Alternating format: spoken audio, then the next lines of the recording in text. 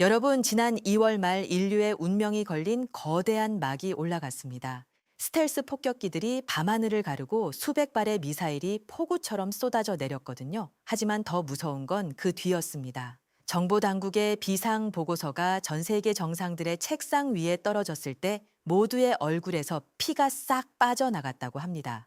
우라늄 농축도 60% 이상, 보유량 수백 킬로그램 원자력 발전소의 우라늄 농축도는 3%에서 5%입니다. 그런데 60%라고요? 이건 한 집단의 광기가 핵폭탄으로 단 몇 주 몇 달 떨어져 있지 않다는 뜻입니다. 60%에서 90%로 끌어올리는 것은 기술적으로 간단하거든요. 그들이 쌓아둔 수백 킬로그램의 우라늄은 순식간에 수십 개의 핵탄두로 변모할 수 있다는 의미입니다. 더 끔찍한 사실은 이들이 핵폭탄을 실어날 탄도 미사일의 사거리를 미친 듯이 늘려왔다는 것이었어요. 만약 완성된다면 유럽과 북미 본토까지 직접적인 핵 타격 사거리 안에 들어간다는 뜻입니다. 뉴욕, 런던, 베를린이 한 집단의 손가락에 달려 있다는 의미죠. 국제사회는 판단해야 했습니다. 외교로, 경제 제재로. 하지만 이들은 정상적인 국가가 아닙니다. 자신들의 교리에 조금이라도 반대하는 젊은이들을 재판도 없이 형장으로 보내는 맹목적인 극단주의 집단이거든요. 상식은 통하지 않았습니다. 오직 폭력만이 언어였습니다. 그래서 2월 말의 새벽 세계 최강의 군사력이 움직였습니다. 스텔스 폭격기와 순항 미사일이 쏟아져 내렸고 85% 이상의 방공망이 불과 몇 시간 만에 증발해 버렸습니다. 하지만 이게 전쟁의 끝이 아니었어요. 오히려 시작이었습니다. 지하 벙커에서 수십 년간 은밀하게 키워온 비대칭 전력이 드러났거든요. 수천만 원짜리 자폭 드론 어선인지 군함인지 구별 안 가는 배들 해안가 곳곳에 숨겨진 미사일들, 그리고 그들의 목표는 명확했습니다. 호르무즈 해협, 폭 33km의 좁은 목구멍, 세계 석유의 20%, 천연가스의 20%, 모든 첨단 무기와 전자제품의 핵심 광물이 이 좁은 해협을 통과합니다. 만약 이 통로가 막힌다면 전 세계 80억 인구의 지갑과 생존이 담보로 잡히는 겁니다. 유조선들이 불길에 휩싸였고 세계 1위 해운사들이 줄줄이 항해 금지 선언을 했습니다. 수천억 원짜리 이지스함과 스텔스 전투기들이 있었지만 무용지물이었어요. 왜냐하면 상대는 게릴라였기 때문입니다. 바다 위 3m 높이로 파도를 타는 플라스틱 드론, 암흑 속의 어선 몇 척 해안가의 미사일, 드론 한 대를 막기 위해 200억 원의 방어 비용이 들었습니다. 이건 경제학이 아니라 자살입니다. 미국 국방부는 깨달았습니다. 첨단 기술로는 이 진흙탕 싸움을 끝낼 수 없다는 것을. 그래서 꺼낸 것은 놀랍게도 1980년대의 유물이었습니다. 40년 된 낡은 공격 헬기 아파치입니다. 이 기체는 소련의 탱크 군단을 막기 위해 태어났던 괴물 같은 기계였어요. 하지만 이제 바다 표면 3m 높이에서 적을 모두 포착하고 기관포 한 발에 도살하고 보이지 않는 전자전으로 미사일을 혼동시키고 어떤 피해를 입어도 살아 돌아오는 드론 도살자로 완벽하게 진화해버렸습니다.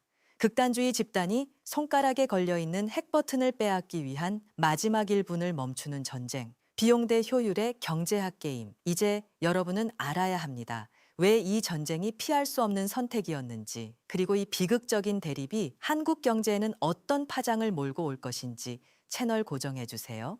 지금 전 세계 언론들은 어떻게 이 전쟁을 보도하고 있을까요? 중동 분쟁 심화, 호르무즈 해협 통행료 상승, 유조선 공격으로 육아 변동 같은 헤드라인들이 스르륵 지나갑니다. 아, 또 중동이 시끄럽네 정도의 관심으로 대충 넘어가는 사람들이 대부분이겠죠. 하지만 이건 진짜 이야기의 0.1%에 불과합니다. 표면에 보이는 것, 언론은 말합니다. 군사작전이 성공적으로 진행 중입니다. 적의 기지가 파괴되었습니다. 정부 발표는 낙관적입니다. 최첨단 무기로 핵시설을 무력화시켰습니다. 몇 주면 다 끝날 겁니다. 국제유가는 배럴당 90달러 선을 맴돌고 있습니다. 상승했지만 심각한 수준은 아닙니다. 모든 것이 통제 가능해 보입니다. 그런데 숨겨진 진실은 완전히 다릅니다. 첫째, 비대칭 전력의 진짜 무서움이 시작되고 있습니다. 호르무즈 해협에서의 드론 공격은 단순한 테러가 아닙니다. 이건 체계적인 경제 전쟁입니다. 세계 석유의 20%가 이곳을 통과합니다. 한국은 석유 수입량의 약 70%를 중동에서 가져옵니다. 만약 이 해협 통행이 단 10일만 막힌다면 한국의 정유 산업은 가동을 멈춰야 합니다. 30일이 되면 우리나라 전역의 휘발유 주유소가 텅텅 비게 됩니다. 상상이 가시나요? 서울의 모든 택시가 멈추고 버스가 운행을 중단하고 트럭이 움직이지 않는 상황을 둘째 더 악랄한 일이 벌어지고 있습니다. 바로 통행료 징수입니다. 최근 뉴스를 보니 적국이 호르무즈 해협을 통과하는 모든 선박에 새로운 통행료를 청구하겠다고 공식 선언했어요. 단순한 협박이 아닙니다. 실제 계획입니다. 지금까지 호르무즈 해협은 국제 해로였습니다. 누구나 자유롭게 통과했죠. 하지만 이제는 달라졌어요. 적국은 자신들의 영해라고 주장하며 모든 통과 선박에 통행료를 매기려 합니다. 배럴당 몇 달러, 배 한 척당 몇백만 달러? 금액은 협상이겠지만 문제는 이겁니다. 이미 해운사들이 이 해협을 피하기 시작했다는 것입니다. 메스크, CMA, CGM 같은 세계일위 해운사들이 호르무즈를 우회하기로 결정했어요. 보험료, 통행료, 공격, 위험 비용 폭증입니다.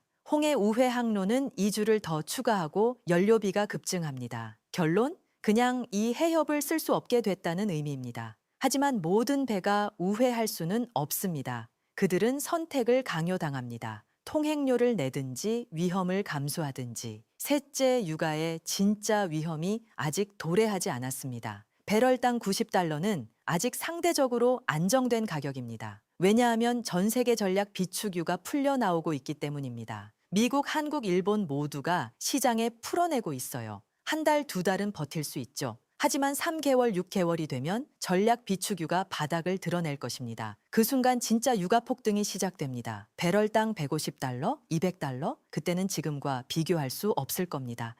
넷째 핵 위협은 아직 끝나지 않았습니다. 정부는 핵시설을 완전히 제거했다고 말하지만 정보 당국은 알고 있어요. 85%의 공식 시설만 파괴했을 뿐 그들이 이미 농축한 우라늄 60%는 여전히 어딘가에 존재한다는 것을. 지하 깊숙한 곳의 비밀 시설과 분산 저장소까지 모두 제거했다고 보장할 수 없습니다. 그들은 지금도 계획을 수정하고 있습니다. 우라늄을 새로운 비밀 시설로 옮기거나 외국 영토에 은닉하거나 또는 최악의 시나리오로 우라늄을 다시 농축해 나가고 있을지도 모릅니다. 시간이 계속 흐르고 있습니다. 매일매일 그들의 핵시계가 똑딱거리고 있어요. 표면대 숨겨진 진실의 거대한 괴리가 바로 이 전쟁의 진짜 공포입니다.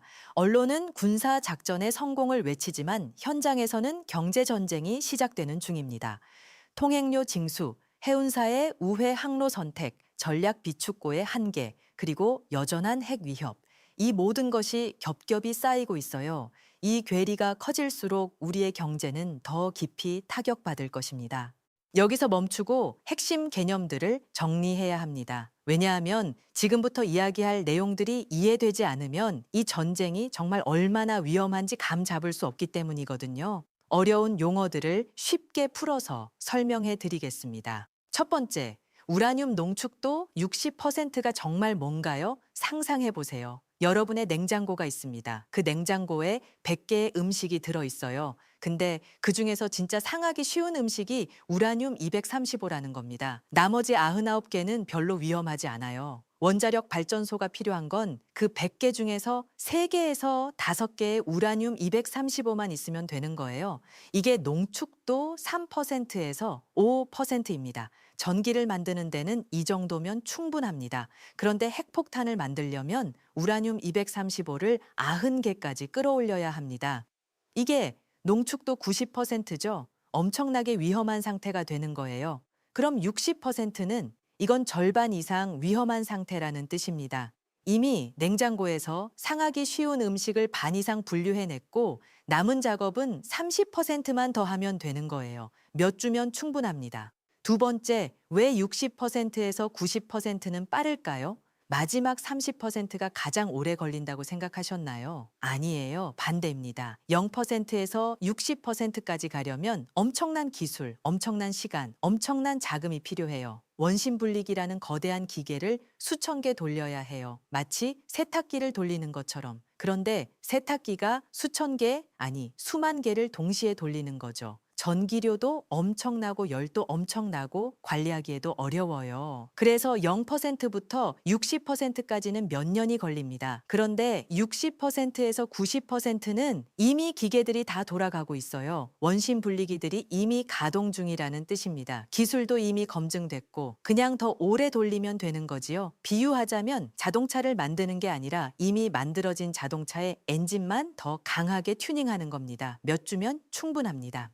세 번째, 호르무즈 해협 봉쇄가 경제에 미치는 충격. 호르무즈 해협은 세계 경제의 목구멍입니다. 마치 여러분의 목처럼요. 목을 누가 조르면 뇌가 산소를 못 받아요. 15초 안에 의식을 잃습니다. 호르무즈도 같아요. 이 해협이 막혀버리면 세계 경제의 뇌라고 할 수 있는 국제 금융시장이 산소 부족으로 질식하기 시작합니다. 배럴당 90달러라고 하는데 이게 뭔가요? 석유는 보통 배럴은 약 159리터이라는 단위로 거래돼요. 한 배럴에 90달러라는 뜻입니다. 지금 호르무즈가 완전히 막혔다면 배럴당 150달러, 200달러 가능해요. 왜냐하면 석유는 공기처럼 필수재거든요. 한국이 석유 70%를 중동에서 수입한다고 했죠. 그 석유 가격이 2배, 3배 오르면 어떻게 될까요? 네 번째 전략 비축유가 뭔가요? 국가가 가지고 있는 비상금이라고 생각하세요. 여러분이 통장에 1,000만 원을 저축해두는 것처럼 나라는 석유를 저장해둡니다. 미국은 전략 석유 비축고에 약 7억 배럴을 저장하고 있어요. 한국도 약 1분의 석유를 저장하고 있습니다.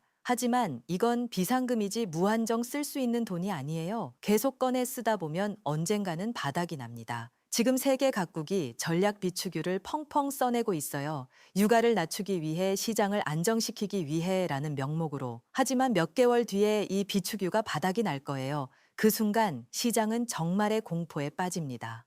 다섯째, 비용 대 효율의 경제학. 앞서 말했죠. 드론 한 대를 막기 위해 200억 원을 써야 한다고요. 이건 다음을 의미합니다. 자폭 드론의 가격 5천만 원, 미사일로 격추 20억 원, 4천 배 차이라는 뜻이에요. 맞다고요? 근데 드론이 100대 날아오면 미사일 비용만 2조 원입니다. 미국 국방부 예산이 무한대가 아니거든요. 이런 식으로 계속 소모전을 하면 아무리 많은 돈도 금방 떨어져요. 그래서 아파치 헬기라는 40년 된 낡은 기계가 필요했던 거예요.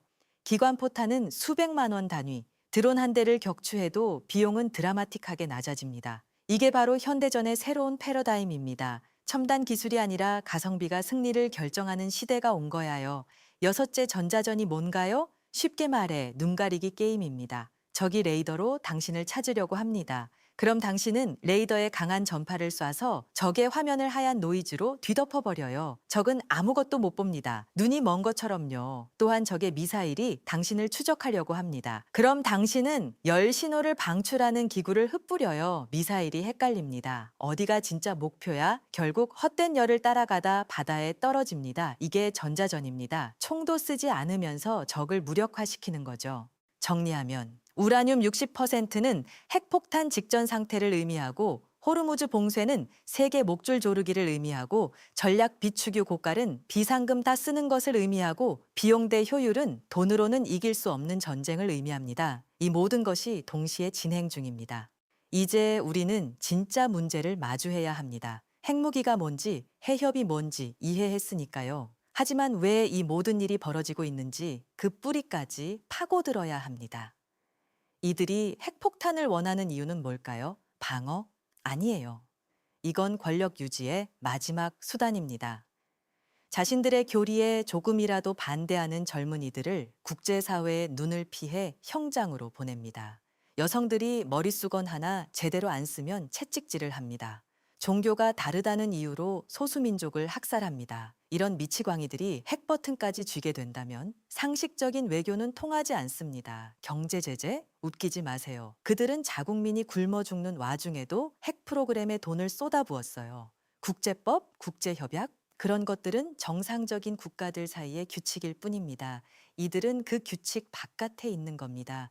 그들의 손에 핵 버튼이 떨어지는 순간 뉴욕의 맨해튼이 버섯구름에 쌓입니다.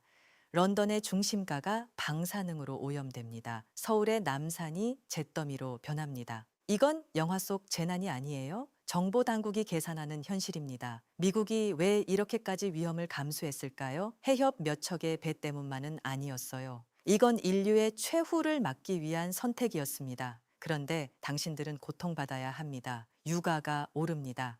당신이 주유소에서 기름값이 오른 걸 느낄 때쯤 전 세계는 이미 파국을 맞고 있어요. 당신이 경기가 안 좋아졌다고 느낄 때 실제로는 공장들이 가동을 멈추고 있습니다. 수출 기업들이 문을 닫기 시작합니다. 대량 실업이 도래합니다. 당신이 물가가 올랐다고 한숨 쉴 때 이미 저소득층은 끼니를 걸러야 하는 상황에 처해 있어요. 전세 사기에 당한 청년들 대출을 받아 장사하던 자영업자들 월급으로 겨우 생계를 유지하던 노동자들, 이들의 삶이 산산조각 납니다. 극단주의 정권의 관기가 만든 경제 위기는 가장 약한 자들부터 무너뜨립니다. 호르무즈 해협에서 벌어지는 것이 당신의 냉장고에 도달할 때까지 시간은 얼마나 남았을까요?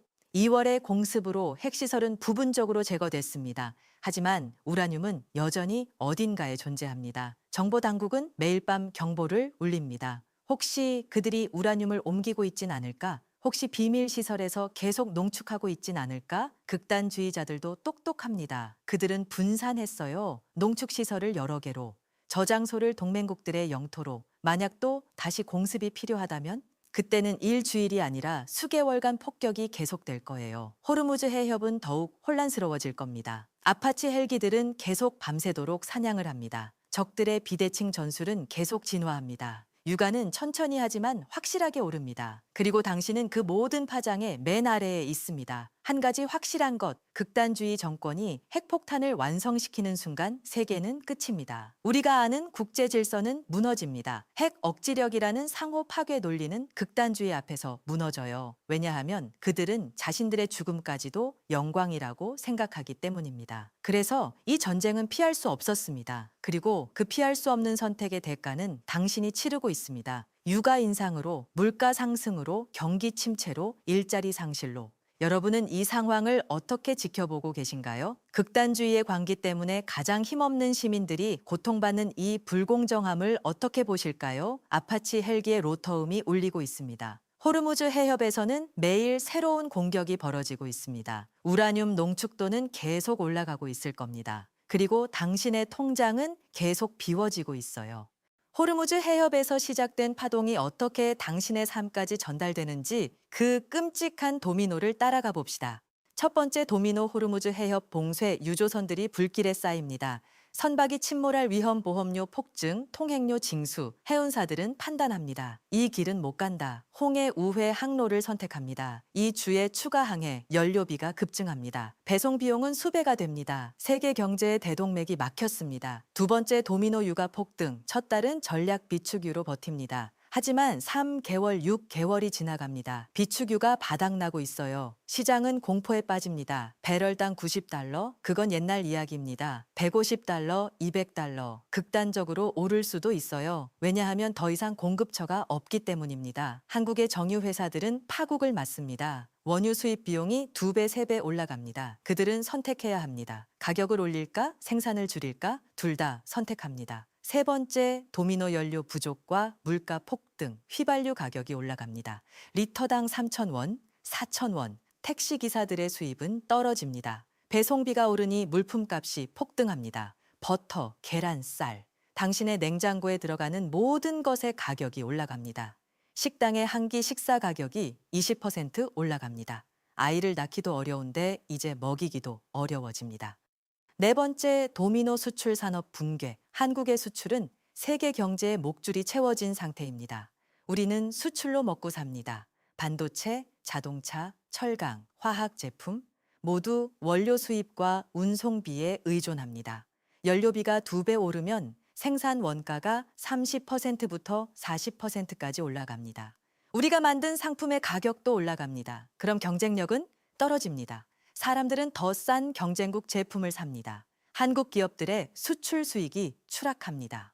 다섯 번째, 도미노 대량 실업. 기업들은 긴축을 선택합니다. 신규 채용을 멈춥니다. 급여 동결. 그 다음은 정리해고입니다. 미안하지만 회사가 어렵다는 말과 함께 수십만 명의 직원들이 거리로 나옵니다. 청년 실업률이 2자릿수입니다. 중년 남성들은 재취업의 문을 닫혀 있습니다. 당신이 10년을 일한 회사도 안전하지 않습니다. 당신의 자식도 직업을 구하지 못합니다.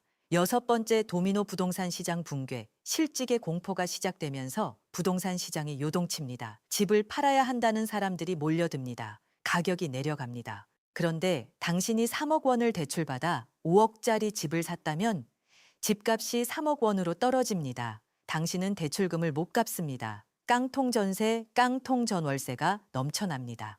7번째 도미노 금융 시스템의 붕괴. 은행들이 부도 위험에 빠집니다. 집이 담보인 대출금을 못 받으니까요. 중소은행들이 문을 닫습니다. 당신의 예금이 안전한가요? 예금보험은 최대 5천만 원까지만 보장합니다. 그 이상은 폭탄을 아는 거예요. 8번째 도미노 인구 절벽과 연금 고갈. 경제가 붕괴되니까 결혼하는 사람이 줄어듭니다. 아이를 낳는 사람이 더 줄어듭니다. 이미 한국의 출산율은 세계 최저입니다. 이제는 더욱 악화됩니다. 노인 인구는 계속 늘어나는데 일하는 젊은이는 줄어듭니다. 연금 기금이 고갈됩니다. 당신의 부모님이 받을 연금이 줄어들어요. 당신이 나이 들었을 때 연금은 없을 겁니다. 호르무즈 해협의 불꽃이 당신의 미래를 태우고 있습니다. 이 모든 일은 동시에 진행됩니다. 천천히가 아니라 가속도를 붙이면서요. 극단주의 정권의 광기로 시작된 전쟁. 아파치 헬기의 기관 포탄이 비대칭 세력을 제거하고 있는 그 순간 당신의 일자리는 이미 위험해지고 있습니다.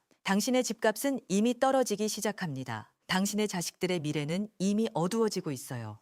그런데 이게 끝이 아닙니다. 핵 위협은 여전합니다.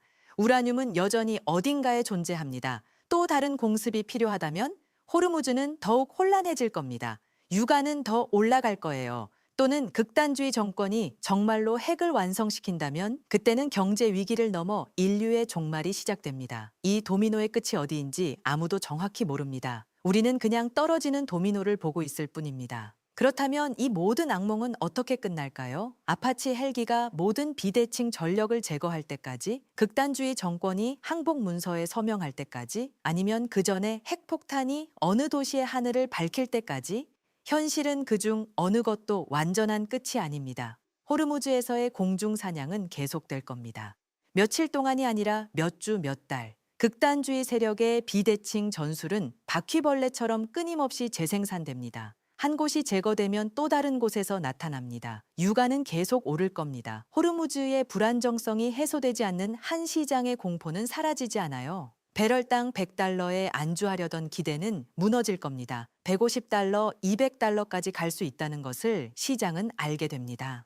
한국 경제는 계속 흔들릴 겁니다. 그렇다면 우리는 뭘 해야 할까요? 정부는 전략 비축유를 계속 풀어낼 겁니다. 시장을 안정시키려고. 하지만 그건 임시 방편이에요. 언젠가는 바닥이 납니다. 기업들은 생산비를 줄이기 위해 숨을 고를 수 없을 정도로 압박할 겁니다. 직원들에게, 협력사들에게, 그리고 결국 소비자에게.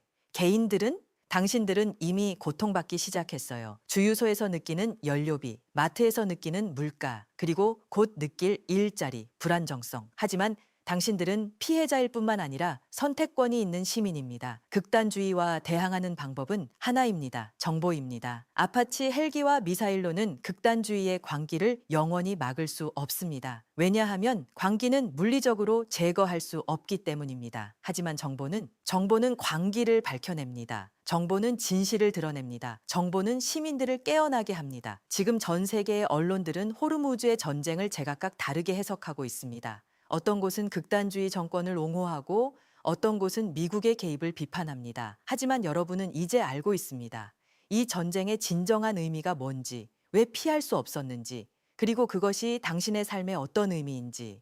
첫째 정보에 주의합니다. 단순한 헤드라인이 아니라 뒤에 숨겨진 구조를 봅니다. 둘째, 당신의 가족을 보호합니다. 지금부터라도 긴급 자금을 마련하세요. 육아 폭등이 오면 당신의 생활비도 폭증할 거예요. 셋째, 당신의 일자리를 지킵니다. 이 불황의 시기에 능력을 잃지 마세요. 계속 배우고 계속 준비하세요. 넷째, 당신의 목소리를 냅니다. 이 상황이 부당하다고 느끼면 말해요. 정치인에게, 기업에게, 사회에게. 그렇지만 결국은 우리가 맞닥뜨려야 할 현실입니다. 호르무즈 해협에서 아파치의 로터 음이 계속 울릴 것입니다. 극단주의 정권은 여전히 핵 야심을 포기하지 않을 겁니다. 당신의 생활은 계속 어려워질 겁니다. 이건 비극적이지만 현실입니다. 여러분은 이 거대한 사륙의 체스판을 어떻게 보시나요? 극단주의의 광기가 맞부딪히는 자유진영의 결단, 그 충돌 속에서 피해를 입는 일반 시민들, 그리고 호르무즈 해협이라는 좁은 목구멍을 통해 전 세계가 한 몸처럼 고통받는 이 상황 말입니다. 과연 이 전쟁은 어떻게 끝날까요? 극단주의 정권이 항복할까요? 아니면 핵무기를 완성시킬까요? 아니면 호르무즈가 영구적으로 폐쇄될까요? 당신의 날카로운 분석과 전망을 댓글로 자유롭게 남겨주세요. 저는 이 복잡한 세상의 뼈대를 계속 파헤쳐서 당신들 앞에 가져올 겁니다. 밤을 새우면서라도요.